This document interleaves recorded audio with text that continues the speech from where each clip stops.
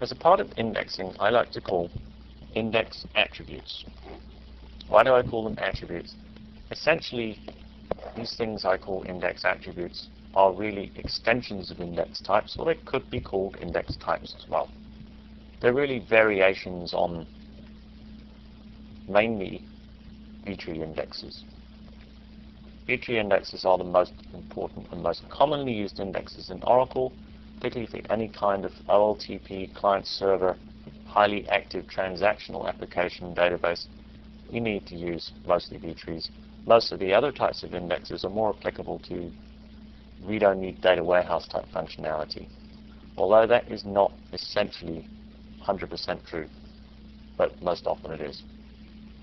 So what are ascending or descending indexes? That's basically an ascending index is an index that's organized from A to Z, and a descending index is organized from Z to A. As you can see here, we've got oldies beginning with O and ending with world music. And there we've got world music at the top and oldies at the bottom. Uniqueness. Uniqueness really applies in terms of a column must always be a unique value across the table. In other words, you cannot put a customer name into a table which already exists. You cannot have two customers with the same name or two entries for the same customer. That's what uniqueness ensures. Composites. What is a composite? A composite index is a composite or concatenation of multiple columns. So here we have a row ID, and then we have an index on the country, the state, the city, and the venue. So you have an index across all these four columns. This leads us to compression.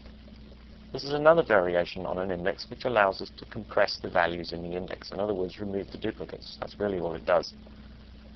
So in the diagram here, you see we've removed every entry of USA except one.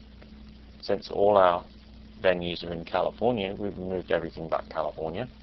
And then we've removed all the duplications of the city. So the first two rows would be Modesto. The second 3, 4, 5, 6 rows would be Monterey, etc.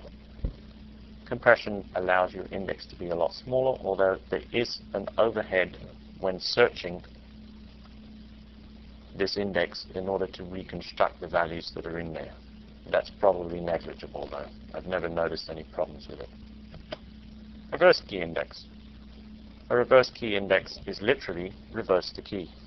So as you can see, 23 changes to 32. You're reversing the values in the index. Note, you do not reverse the row IDs.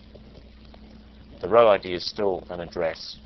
You can't change that around. If you were to change the row ID and make that appear in reverse, you'd never find the record. When creating an index, there's an option called no sort. All it does is it doesn't sort the index in the order of the index. In other words, it will create the index in the order in which it's read from the table. If you read the table without an index, another index that is, you create an index in the physical order that the data was inserted into the table. This can have its uses. Null values. Strange behavior with indexes. Not really, if you think about it. Null values are not included in indexes unless they're subset parts or subset columns in composite indexes. Why would you include multiple values in an index? First of all, if you have a unique index, you can't put null values into it because they're duplicates. It wouldn't allow it. This is why primary keys and unique indexes do not allow null values.